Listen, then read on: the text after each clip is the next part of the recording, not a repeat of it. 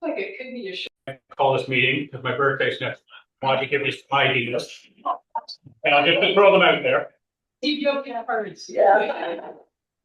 Yes, if you get a message from me, an email with gift cards, it wasn't me. No, I like the ideas. All right. Sally's doing a roll call here. Make sure that we have quorum. Oh dear. And I'll mention why, if anyone has any declarations of interest, of pecuniary interest, you can do so now or at any time during the meeting. Forward. And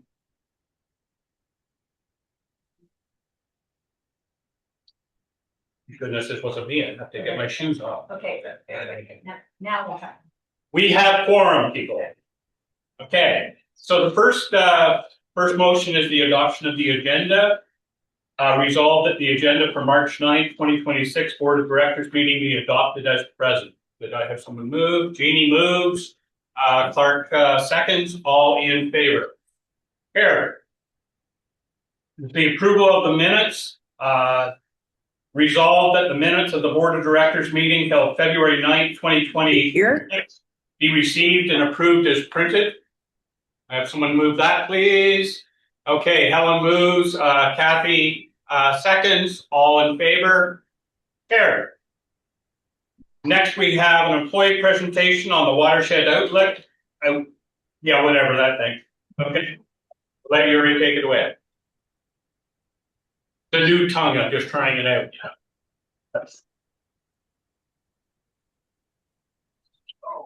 I can speak many foreign languages, but nobody can understand either.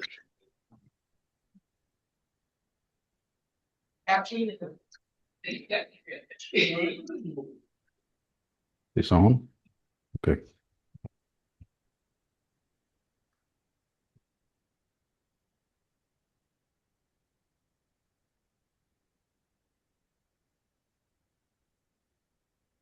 All right. Good afternoon. The freshet came early this year. We have 11 degrees outside, and I don't know, maybe this is too loud. Alex, can you put it a little down?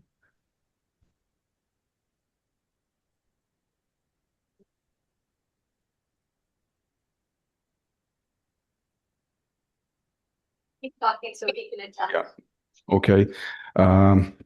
Yeah, I need to get used to this. It's so the watershed conditions are changing quite fast. I was trying to update my slides this morning for this meeting, but not all data comes in daily. So some of the slides might still basically represent the conditions at the beginning of the freshet. So let's start with the lake levels.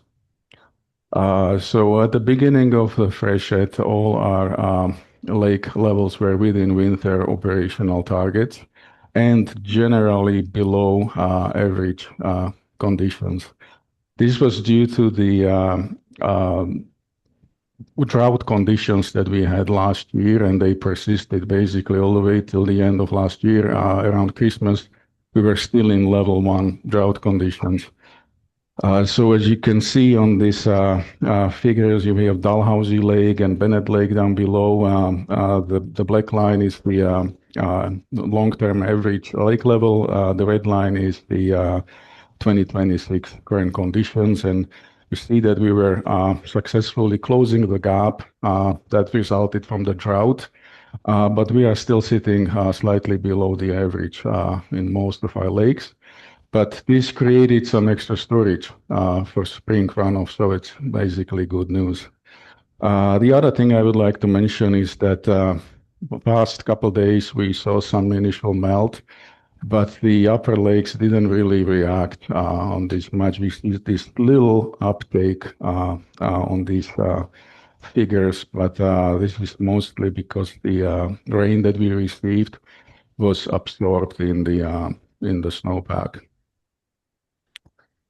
Now, stream flow conditions also remained below average for this time of year. Again, some examples, we have Mississippi River below Marble Lake. You see that red line again represents the 2026, and we are well below the average.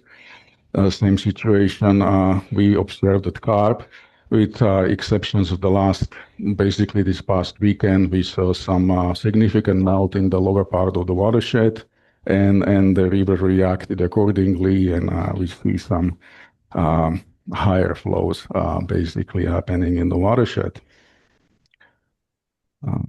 Okay. Now, the latest snow information that we have is for March 1st. This is because the snow monitoring is aligned with the provincial monitoring schedule, which is bi-weekly. So the next one will be in a week from now. But I also sent my crew to the field today, so I have some basically very fresh information about the snowpack. So as of March 1st, our snow depth was sitting roughly 100%, 150% above the normal. The snow water equivalent was also around roughly 140 to 150% of the normal, and the snow density was still very low, around 25%. And these three figures shows the regional differences between the upper, mid, and lower watershed. So again, on average, we had roughly 150 millimeters of snow water equivalent sitting on the ground. Now, how this compares to, for instance, our 100-year rainstorm event for the Mississippi watershed is roughly 100 millimeters. So this is 1.5 times more water basically sitting in the watershed than we would have received by a 100-year storm. So I mentioned that we have our crew in the field today. Surprisingly, in the upper watershed, we still have, and Bon Echo, I have the data that was measured just a couple hours ago. It's still the snow water equivalent was measured to be close to 150 millimeters, 146. Then we have measurement from the mid watershed, which was around 70 millimeters. And the data for the lower watershed will be coming later today, but I would assume that we lost significant portion of the snow in the lower watershed in the Carp River. Now, with respect to ice, all our lakes are still basically locked in ice. We have they're completely covered by ice. The ice thickness is a little bit concerning, and I will be talking about it later. We have, on average, 500 millimeters of good solid ice still sitting on our lakes, which is a half a meter basically of ice. Now, looking at the short-term forecast,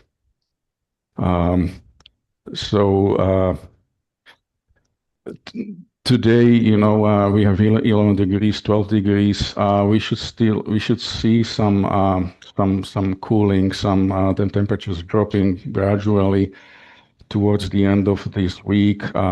We have 6 degrees tomorrow, and then starting Wednesday, we should see the temperatures basically going below zero.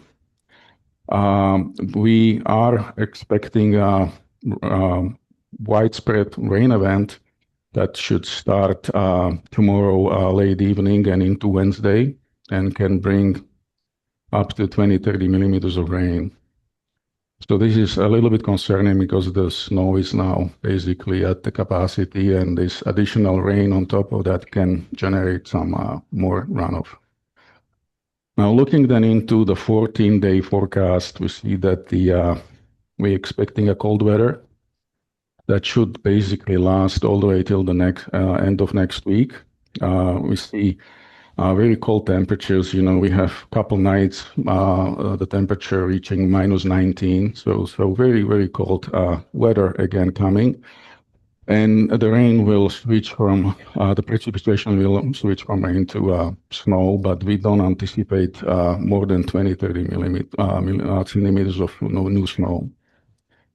So how this is kind of lining up might be actually good news, because this might mean that the spring freshet might be split up into basically two individual events.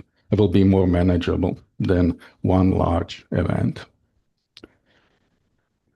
Now, the long weather forecast, long-range forecast for air temperature calls for a slightly warmer spring than normal, but only 1 to 2 degrees, and the probability is 60–70%. So it's pretty high that we should be experiencing slightly milder, warmer weather in the spring.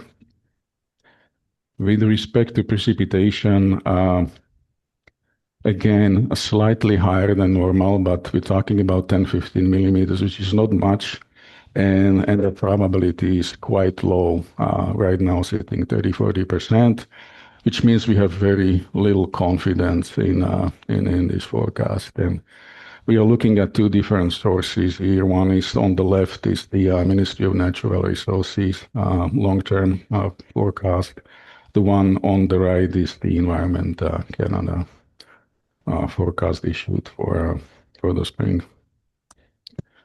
So on March 4th last week, MVCA issued a flood outlook statement for both the Mississippi and Carp River watersheds. This is basically the first notice of the potential of flooding. We are considering the situation of the upcoming rain coming tomorrow and the higher flows in the Carp River watershed. We are considering to upgrade the statement for Carp River watershed to a flood watch later today.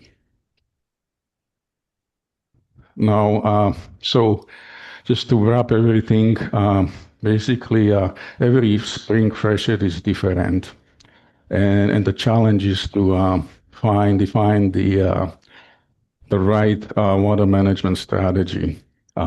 We don't want to be managing the system too early, especially, in conditions like now this spring when we have still substantial ice on our lakes. Everything is basically still frozen, because if we raise the levels too fast, this can cause some shoreline damage, shoreline erosion. Also, we can see some structural damage to docks, pipes, pumps, and whatnot. Now, if the lake levels rise rapidly, this can also break up and mobilize the ice, potentially leading to ice dams. We also have concerns with our own infrastructure, with our old dams, which are designed for certain ice loads, and this still solid ice could also cause some damage on our dams. And then lastly, if we fill the lakes too early, we might end up in a situation that we'll have no storage available for any substantial rain that might be coming after the freshet. And May, June is typically the rain season, and all our past big floods, like the one in 2019, was basically, significant rain coming right after the spring freshet, with not enough capacity to buffer that rain. Now, we also don't want to be managing the system too late, because we might risk the opposite. We might risk that we will not have enough time to fill up the lakes for summer recreation. And then, filling the lakes late, we would be not providing enough outflow from our lakes, which would then impact things like fish spawning and whatnot. And also, last but not least, it's the public perception, the expectations, obviously, to have the lakes at the summer capacity and levels starting at the season, which is, the May Victoria long weekend, right? So what are we basically faced this season? The specific conditions that we need to consider here is that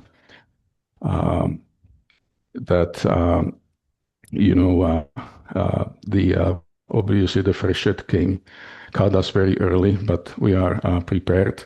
we are basically the drawdown is complete. The lake levels are where they need to be. And we have some extra storage capacity in our lakes to deal with the freshet. And we have also still low levels and flows across the system. And maybe also to add now is that most likely we will be dealing with two smaller freshet seasons this spring. At least the weather forecast is suggesting that. And then on the other side, we received higher than normal snowpack, and we still have substantial snow on the ground on the watershed. Our lakes are locked in ice. So that's another concern that we need to be keep in mind when operating the watershed. And then it's basically, the warming that we've seen, last couple of days we received some temperatures over 10 degrees that melted the snow, especially in the lower part of the watershed.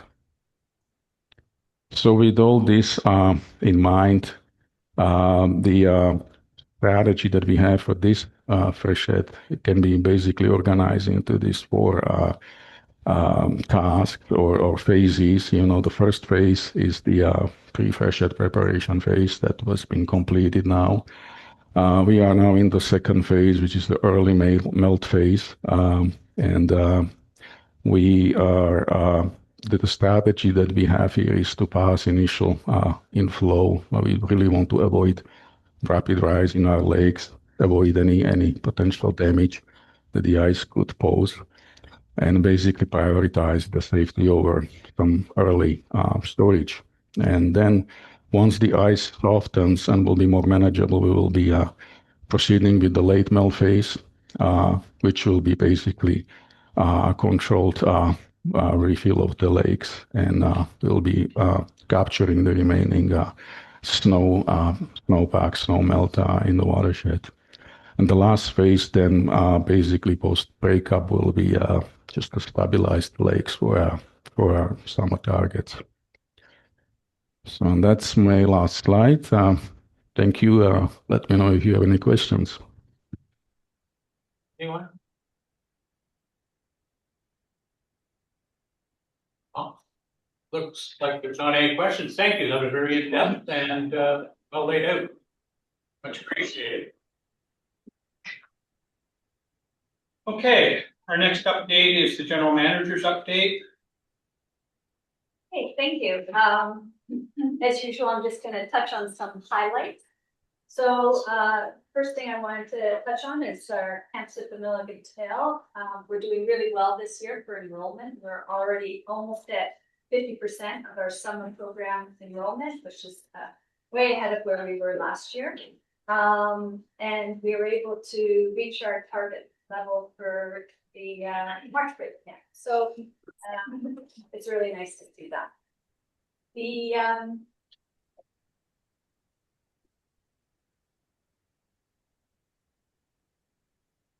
You have to turn it on, Sally.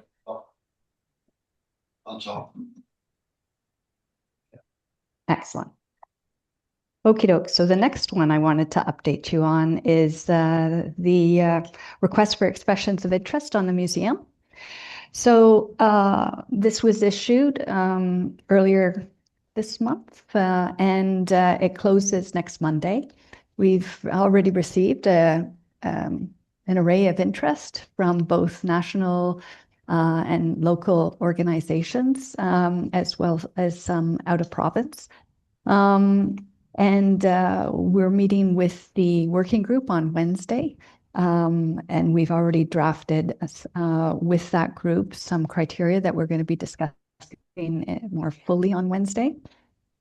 The one thing that I wanted to make sure you were aware of are two things. One I just found out today that I just want to draw your attention to, and that is that one of the questions that's been raised during the request for expression of interest process has been, will the province transfer its annual grant, it's called the CMOG grant, to the new organization that's going to assume the collection? And Scott has been trying to get a direct answer from the province on that, and they're not giving us a direct answer. So I may be elevating to our MPP to get a direct answer on that, because it's really important for the receiving organizations to know whether they're going to get that annual grant if they accept the collection. The second piece I want to make you aware of is that during the course of the working group discussions and just, talking to one or more of the proponents, there are certain asks, I'm going to say, associated with what they're going to come forward with. And there is the potential that one or more of those asks might need to come back to this board table before we issue the RFP. Now, as you'll recall, we're working under a very tight timeline for this project because of the deadline with the province for the strategic plan. So we may need to call a special meeting to just address if there are one or more key decision points that we need to address in the RFP directly. So to be, very clear on the nature that we're contemplating, some people have indicated that, and I mean people around the working group, that the Conservation Authority should consider giving up land. Now, that's a huge ask. That's beyond the scope of this REOI.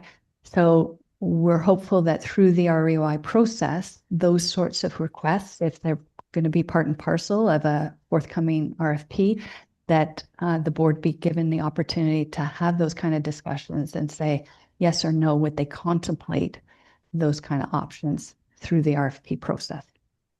So until I see the REOIs and what, the actual submissions and know for certain what proponents are asking for, I won't know whether I need to come back to this board to get a decision on that. But I think it is important that at the RFP stage, these matters are either scoped in or scoped out, because otherwise it'll be very difficult to evaluate and come back to the board with a workable solution. So that's the update on the Milliken Tail REOI. Couple of other things. No further information on amalgamation, but behind the scenes, definitely the CAs in Eastern Ontario, we've been meeting and talking, and so we do have a meeting planned for Monday where we're already initiating discussions about understanding what each other's technologies are, and what kind of information we should be pulling together along the lines of. So I shared with them the financial analysis that I provided to the board last month, and said, you guys need to validate this. We need to understand the background behind these numbers, so that if there is a transition committee or appointee, that we're ready to share that information and explain the differences and the like. So I'm meeting with the other GMs on Monday to begin those discussions. And lastly, I just wanted to let you know that one of the CAs in the East, Cataraqui Region Conservation Authority, has actually passed a resolution around the Alto proposal. So it's attached to your agenda package here. And I believe, Paul, you may have wanted to raise this as well for discussion. And that's it in terms of my update. Okay, any questions? Okay, I do have one. When you say the GM, Sally, what GMs are we talking about? Are we talking about that bigger region, or are we talking about that smaller area that you're hoping you'll go? So at the moment, I think we're keeping it to all 5, because until we hear word, otherwise, that's what we're working towards. Thank you. Any other questions? Richard? Just a comment that what's the guy that's in charge of this operation, Tony? Hassan? Yeah. So he's having a meeting tomorrow with all municipalities. There's a meeting at 1:30. Just got announced today. And anyway, I think there's going to be some announcements, a few changes maybe, from what I've heard from. And Can you clarify what you mean when you say, do you mean all the municipalities or just the ones here in the East? yeah, I just John Jordan told me from the meeting. Okay. Also, but I've got an email, just came out at noon, saying, and John said this was in the. But, oh, the auto thing. I think, I didn't see this, resolution. I think we should be not through a resolution.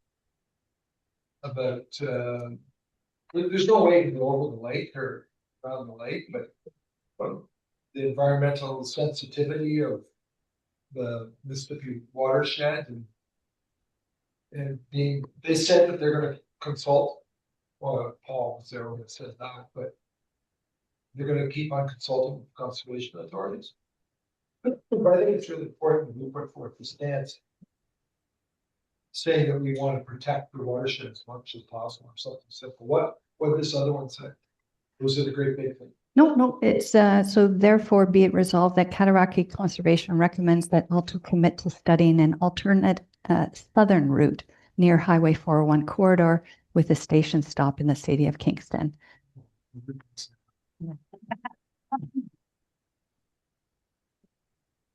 Yes, Harvey, this has been quite a topic of conversation in the community. And I live in sort of the middle of Livingston and Abington County. And we've taken a stance that we don't want it in the south, we don't want it in the middle, we don't want it in the north because there's no need. Just because somebody doesn't want it in the south and is overly to put it in the north, well, that's not my backyard syndrome. I don't appreciate it. You know what I'm saying? We just need to take a stance that no, it's not needed. We don't want it. And we need to have both plenty conservation and that in Mississippi Valley really tell us where their significant wetlands are. And we don't really want it anywhere. I just can't imagine. Can you imagine going through all that over the rock? And then, you know, another thing they're going to make municipalities do, we better be sit up and take notice of it because they're not putting any underpasses, overpasses. Municipalities are going to be expected to pick up the money.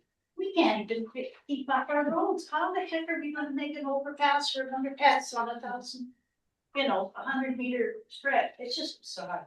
So I think we just need to say, no, we don't want it, we don't need it. We need to fix it. If they want to fix up anything irrelevant, they need to fix up what we've already had. Okay, we're a little bit, Sorry. no, I'm just trying to think this through, like staff didn't come with a resolution. So if we want to give direction to staff to go away, prepare a resolution and bring it back to the board for the next meeting. I think that is acceptable, but I don't necessarily want to do just an ad hoc one that says we don't want. Follow the process. Yeah, follow the process. Is that? Yeah, I think we can't say we don't want that's just not gonna work, but we have to give reasons. What we should be doing is trying to set a criteria for them weighing where it could go. And saying that this, it can't be in wetlands of such and such size or bodies of water, something like that, but it has to be scientifically based on this criteria. Jeannie? So would it be appropriate if we had a staff report come down with all the affected areas that could be affected and then what the detriment would be? Right, and if staff feel a resolution is necessary, then resolution would come out of that. Yeah. Be supported by the staff report. Yeah. That seem reasonable? I don't think they can point out the areas. Like if you take that whole map there and say where, Well, I think it's a criteria that they have to. Yes. Yeah, I'm not talking about going into the weeds and all the small places, but general vicinity area. And what water crossing would be in somewhere. Well, Okay. I can make that motion. I don't think we need a motion for that, do Take we? it as directed. I think it's just direction staff. Okay, anything else? Okay, thank you. So next we have Stacy, and Stacy's going to be giving us a financial update.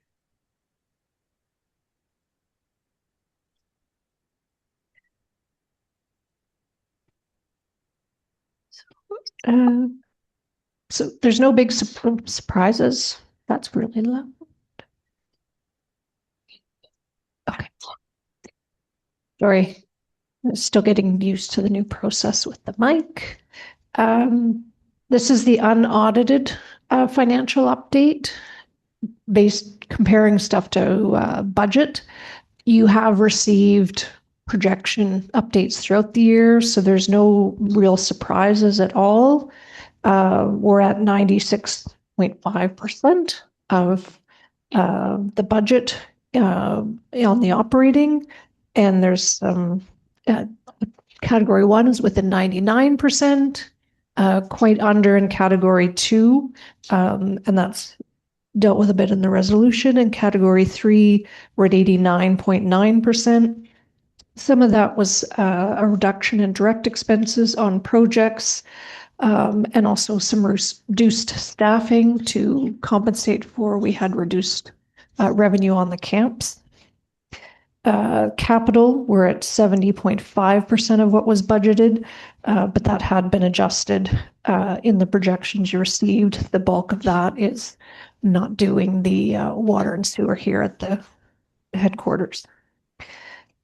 Reserve use is up by a net of 14.5K from what was budgeted. On the operating side, it's down. In fact, category 2 technically has a 66K surplus. On capital, the budget drawdown compared to budget is 105,000 more, but you had previously pre-approved 83K of that earlier in the year. The details within the category 1, 2, 3, primarily it's a bit of a reduction in staff and reallocation of staff. Overall compensation budget was down just over 68,000. Not a big percent, but that's where the up and down is there. On category 2, again, it was mentioned previously. There was a reduction in some projects and a reduction in staffing got reallocated primarily to category 1. And again, on category 3, we had some reduction in direct expenses on projects, which offset didn't get revenue for them. And we reduced some staffing costs, particularly in education, due to reduced summer programs last year. On the capital, the WECI was up significantly over budget.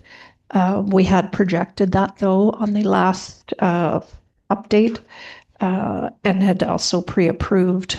There was some carryover that had been missed from 2024. And then there was some increased expenses later in the year once the consultant got going, particularly on cash that we hadn't planned for earlier in the year. Again, the not doing the water and sewer last year affected that. But overall, no surprises there.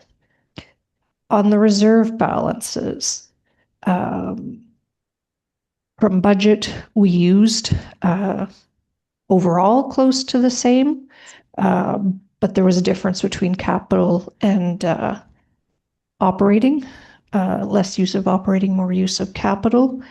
On the resolution, I am asking, I guess first step would be drawing down some of the category 3 operating reserve of 34K to offset. We didn't get any federal student grants, and there were some cost increases on the Ed Center improvements.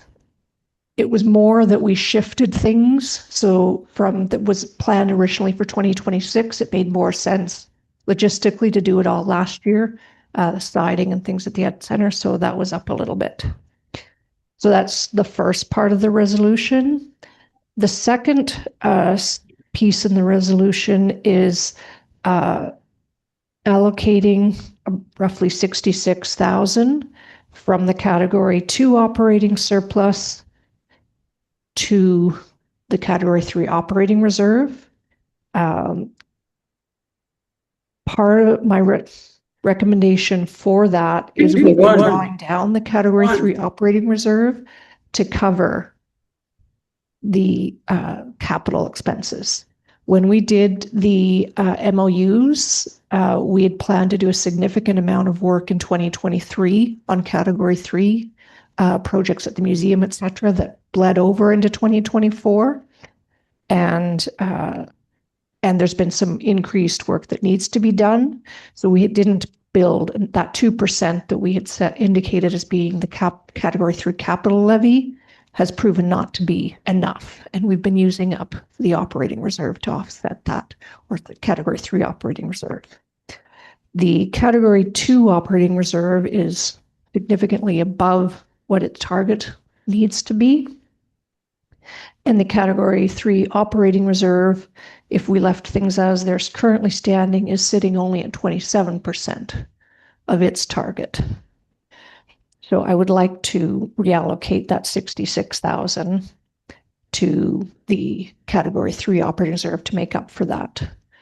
It still leaves the contribution to those well within below what we'd actually overall originally put in the MOUs.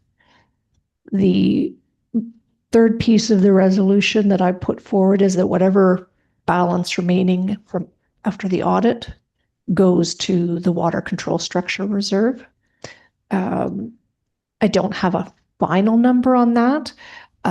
Late Friday, they give me a ballpark update. It'll be between 500 and 600K in the actual audit statement because of the difference where we budget our capital cash. They're only looking at the amortization and interest expense. So. Okay. So any questions for Stacy? Yeah. I was kind of wondering why you would like to allocate the category 2 to the category 3 operating and not the category 3 capital. Yes, Because we've used that in the last 2 years from the category 3 operating reserve. We've taken from it. I guess the question would be, what are the projections for using the category 3 operating and capital reserves 2026? Are you looking to draw down the operating reserve, or do you need capital? I have to say, I'm just trying to think ahead to how they might be used in 2026.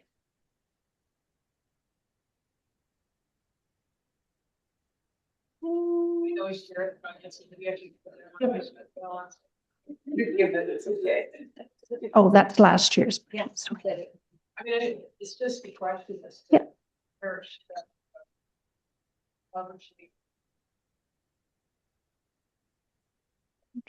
I don't believe we have a significant planned this year in capital category 3. Yeah, what be like boardwalks? You know, those are category 1, actually.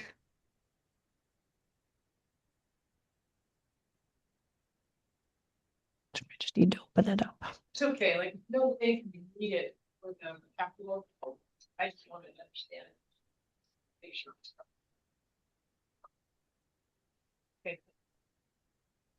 Okay.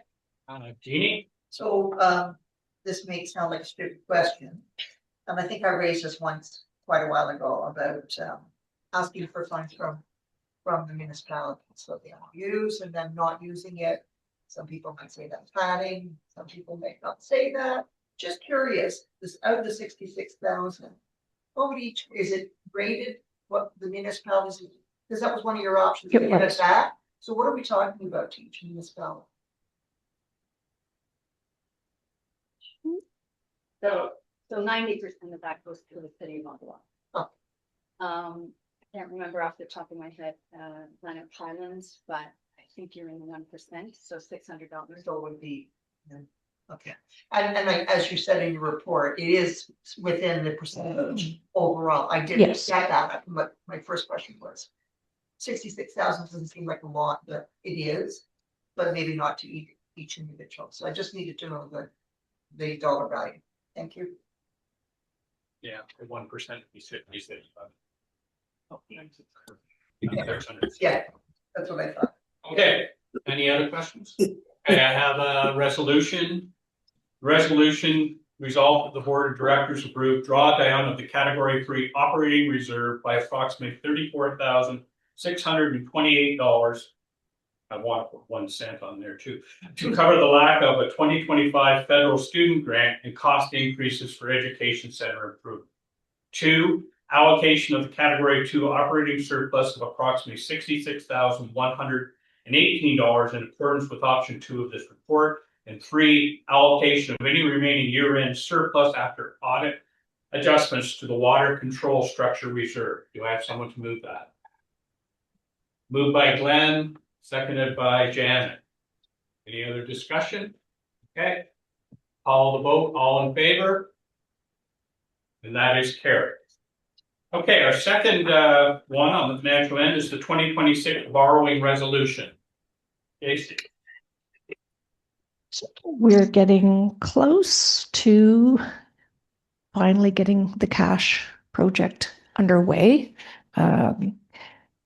Given that, we need to start thinking about how we're going to cover the costs. Obviously, we have the DMAF grant already, and we'll be applying for WECI over the course of the project.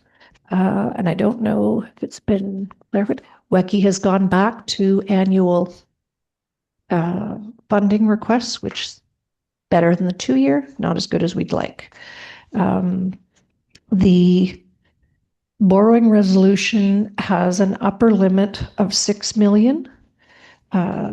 We have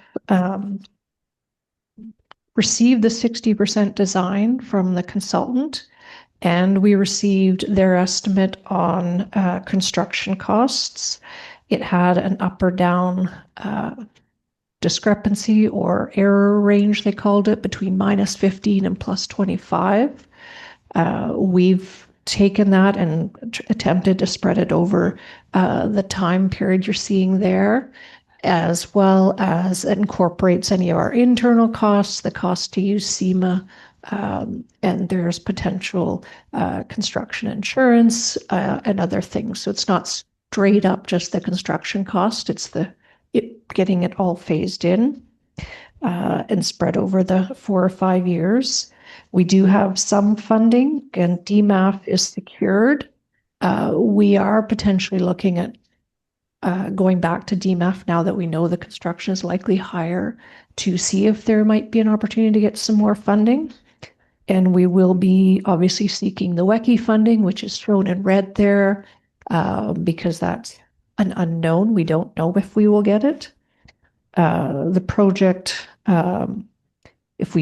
is looking at assuming this funding if we get the funding from WECI, the amount that we're estimating to be covered from either reserves, levy, or loan is in the range of 2.8 million. Our discussions initially with the City of Ottawa is looking to potentially seek funding in the 3 to 6 million range. Obviously, we're hoping for lower, but we need an upper limit. Our bylaw requires that the board pass a borrowing resolution each year before March to allow us to look at the funding. And obviously, we will adjust the amount that we need based on actual costs and actual funding that we get. So any questions there? What is DMAF? DMAF, Disaster Mitigation and Something Fund. Okay. Okay, close enough. Federal funding. Federal funding, okay. The key thing is it's for construction projects. By and large. So WECI and everything before leading up to and, kind of the actual construction commissioning of that. WECI has two streams, strictly funding stream for studies, like our dam safety reviews, and it has capital improvement one as well. So the nice thing about DMAP is I believe the funding expires 2031. 32. So that's fiscal of the feds. But as Stacy said, year over year, we never know whether we're going to get the WECI funding. So the reason why you're seeing up to 6 million is because when you sum the last two, lines there, if we get the WECI funding, then it's the 2.8. But if we don't get the WECI funding, then we need to sum the two and get a loan to it. So. Okay. Any other questions? Okay. I'm gonna read the motion. Resolve that the board of directors authorize the general manager and our treasurer to negotiate finance terms for securement of a loan for the replacement of the Kajuwajamak Lake Dam with the city of Ottawa, and authorize the chair and or vice chair along with the general manager and or treasurer to execute a loan agreement with the city of Ottawa with the amount not covered by the WICI funding program to an upset limit of $6 million. I need someone to move that. Jeannie moves, second. I see somebody with their hand up there. I think Mary Lou had her hand up. Okay, Mary Lou. Yes. Other discussion. Okay, all those in favor? Carried. Thank you very much. Karen, next is the Mississippi Rivershed Watershed Plan Status Update.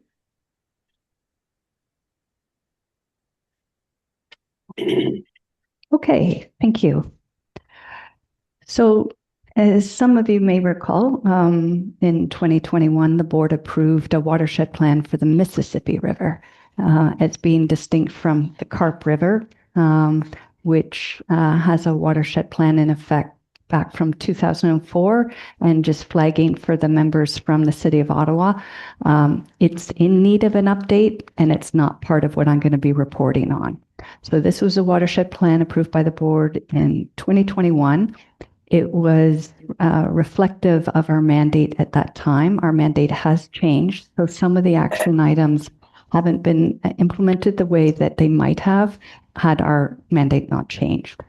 Now, in the report, I identify what were the key pressures that were sort of the driving influences at the time that the plan was developed. So it's, a series of floods, a series of drought, the aging infrastructure, recent occurrences, just more broadly, of blue-green algae, invasive species, and high growth being seen across the watershed. Sorry, I'm going to have to adjust this.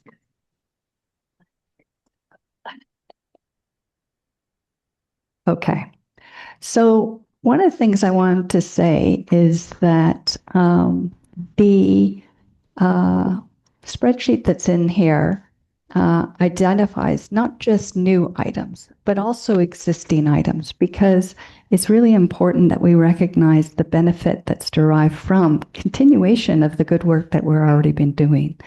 So, and each year, we're able to focus on just a handful of new items. So I just wanted to hold up for you, for instance, the 2026 budget that you approved just last month. And you would see a section in the bottom of each corner of each spreadsheet. It says special projects. And by and large, those special projects are projects you're going to find in the watershed plan. It's part of our priority setting process that we're trying to work our way through these various projects. So the consequence is that since 2021, we've actually accomplished a lot that's on this list. And in some cases, we completed sort of the project phase, and now we're in a sustainment phase. So it's work that's ongoing. So I just wanted to go through and highlight some of the things for you, but also flag some issues for you that we're probably going to ask you to consider later in the year. So, for example, the very first one was, during the development of the watershed plan, we established a public advisory committee. And one of the action items arising was, we need to have an ongoing public advisory committee established to support implementation. So we did that. However, it hasn't worked the way we had hoped it had. For starters, we had hoped that that group would have a more active role in particularly the public facing aspects of plan implementation, particularly on the communications and outreach and engagement of key stakeholder groups, and that hasn't materialized. Secondarily, quite candidly, we weren't in a position last year or to have any meetings. We tried to schedule them, and either there were scheduling issues amongst the various partners involved, the participants, or we were in a phase of time where it wasn't going to work for us. So I'm suggesting that going forward, we need to have a review of the mandate and makeup of that committee going forward, and that's something potentially that needs to be contemplated through the amalgamation process. The next one I wanted to flag was our engagement of Indigenous partners. So again, in the annual budget under, I believe it's under the corporate section, we do have budget allocated for Indigenous engagement. And some of those monies have been used where we have projects where the project itself doesn't have money set aside for Indigenous engagement. One of the key things that we need to recognize when we're trying to do Indigenous engagement is sometimes the communities want to send their representative to go on site, conduct their own independent analysis, or to conduct an independent analysis of a report a consultant has done. And not surprisingly, they want to be compensated for that. So part of what we've done is established, I would call a modest amount of funding every year to ensure that if an Indigenous community wants to engage with us on a project that we've raised their attention to, that we have the money set aside to allow them to be compensated for that, because that's a financial constraint many of them face. So in addition to that, we're trying to send out regular communications to the Indigenous communities that have a history in our watershed to make sure that they're aware of projects we're working on, and if they do see something of interest, that they have the opportunity to participate. Jumping down to climate lens, a huge part of that is when we're doing our floodplain mapping. And so we don't have the regulations governing what we're planning for. The 1 in 100 hasn't changed, but we have been doing 1 in 350, and we use that as a proxy for our climate analysis. Under environmentally sustainable growth, we did do a study on the potential impact on flows in the Carp River and Pool Creek arising from if the Goulburn wetland was developed.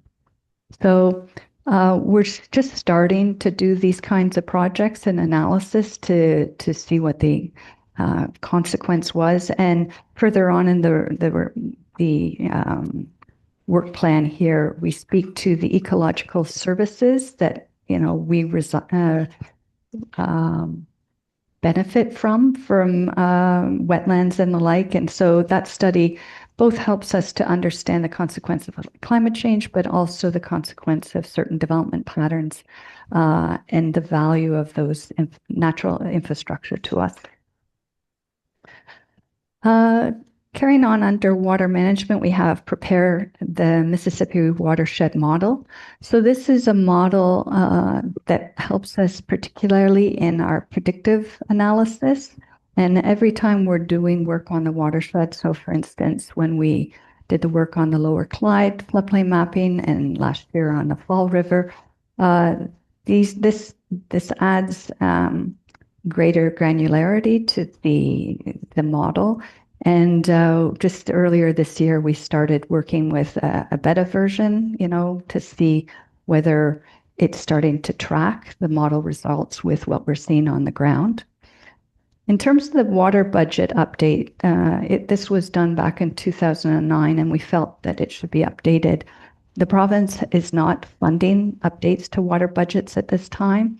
So if that's something that we want to move forward with in future, we would potentially be looking at speaking to all the municipalities in the Mississippi Rideau watershed area because it's managed out of their office because this is all under that source protection legislation. And there may be certain areas that we might want to focus in on. Candidly, Rideau Valley's leading this initiative. We were sort of pushing forward and tracking it, but at this point, it's on hold. So as Euro mentioned in his presentation earlier, we have been doing analysis on opportunities for enhancing or optimizing storage available in the system, particularly during the freshet season to make sure that we're responding to the freshet in the best way possible. And so he's done a lot of analysis, Q1, on historical patterns to see how we can optimize storage. As he mentioned, of course, this year, because we had the drought last year, we're in a good state, but it's also that's additional information that we're able to include in our analysis. The next item I want to flag is this Mississippi River Water Management Plan, and I'm going to take a moment here to explain what this is. The Mississippi River Watershed Plan, this entire document that I'm speaking of, is a planning tool.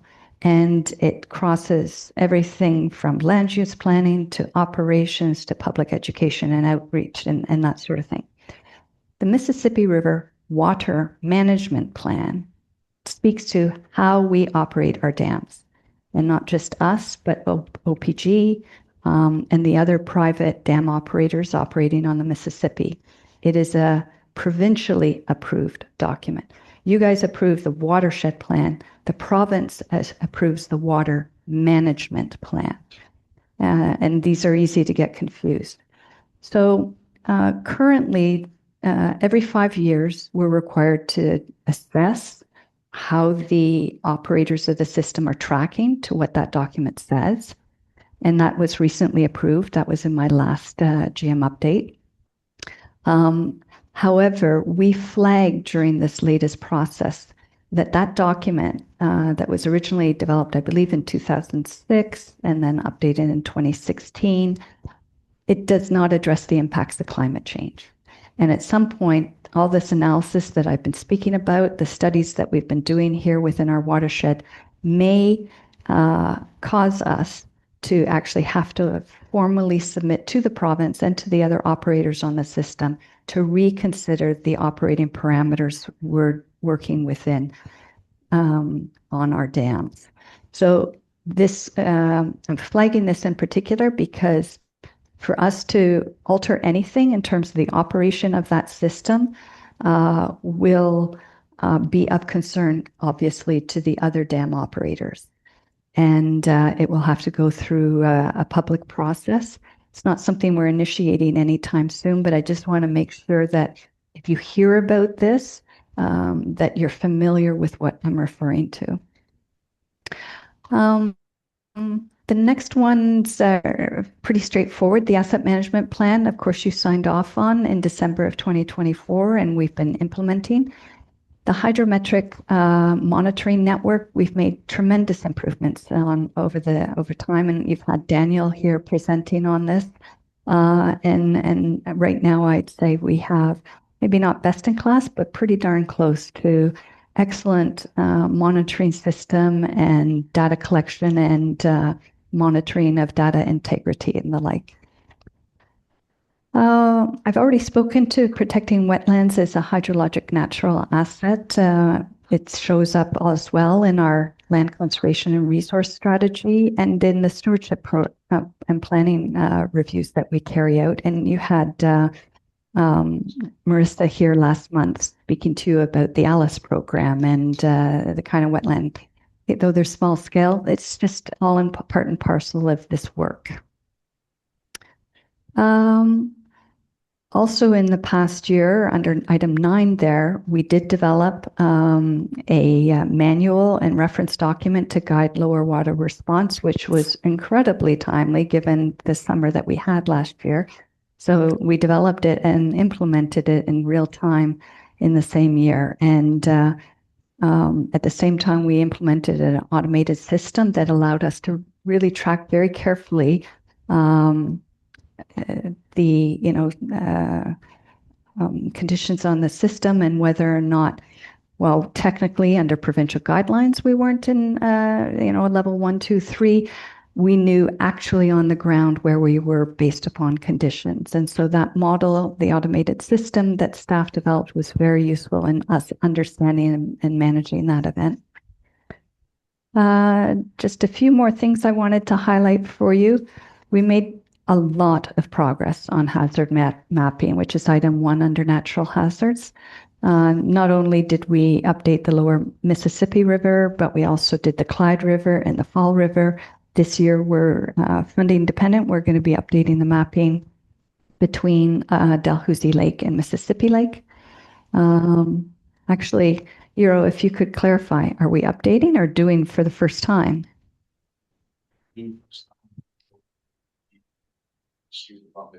Oh, brilliant. Excellent. So there you go.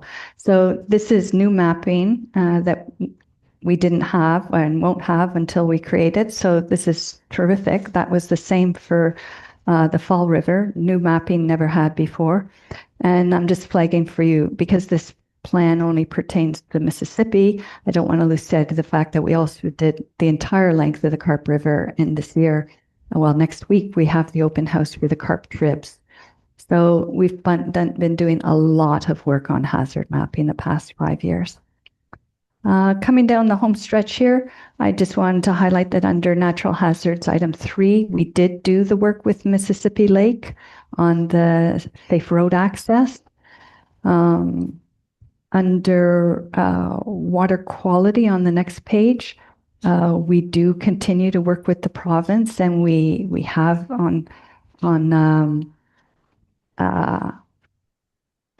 and with our municipalities on the coordination of the regulatory tools. We haven't, the reason why I flagged this one in particular, so the item reads, work with municipalities in the province to improve application and coordination of regulatory tools for the protection of water quality, shoreline, and riparian areas. So understand that those 3 parameters are no longer in our mandate. Per se. Shoreline from the perspective of erosion, yes, but water quality and riparian areas per se are not in our mandate. So we publish educational materials regarding that. We provide advisory services to the municipalities, your municipalities, when planning applications come in, but those areas rest solely with you now or with upper levels of government. A couple more things. So under water quality, we did do item 7. We reviewed entirely our monitoring program and came up with a new monitoring program in 2023, which has been implemented ever since. We did under natural systems and land conservation, of course, we approved the land conservation and resource strategy that says the strategy for the properties we own, as well as any potential opportunities for new land conservation activities, not just by ourselves, but our member municipalities and others. And last but not least, under education outreach, we did do a 3-year stewardship pilot and came back with a stewardship plan, which you approved. And similarly, we did an education pilot and came back with an education plan that you approved. So all said and done, I think, we've done a really good job of just keeping slow and steady progress on implementation of the watershed plan.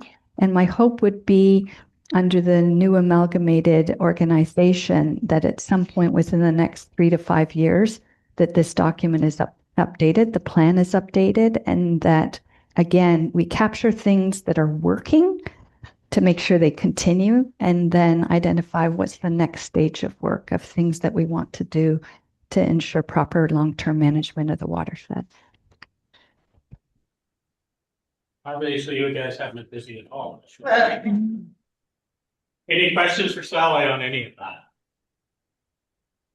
No, it's very impressive. I'm not great at planning stuff, but I got through that and understood it, so it's good.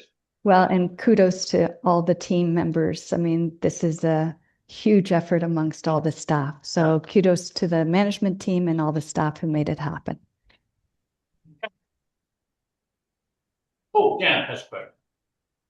I guess I would like to make a comment that I would hope that for next term of council, the city of Ottawa, the Carp River Sub-Watershed Plan is updated and given priority. It was deferred in this last term of council. It is now 20 years old and there's been a huge amount of development, particularly in the Canada, two Canada wards. And it certainly has impacted the flooding situation downstream. So just for those councillors who are running again, those who are running again, I certainly hope that and you're elected, that you can give the Carp River watershed plan priority in the next term. Thank you. This political message has been brought to you by By a concerned citizen. yeah, a concerned citizen on the Carp River. Okay, the next item is an in-camera session. I'm going to read the resolution. Resolved that the board of directors move to an in-camera session for discussion regarding personal matters about an identified individual, including employees of the authority. And further resolve that Sally McIntyre and all MVCA staff and any guests leave the room. Did I have that move, please? Okay, it's moved by Bev, seconded by Helen. All in favor? Agreed. Okay.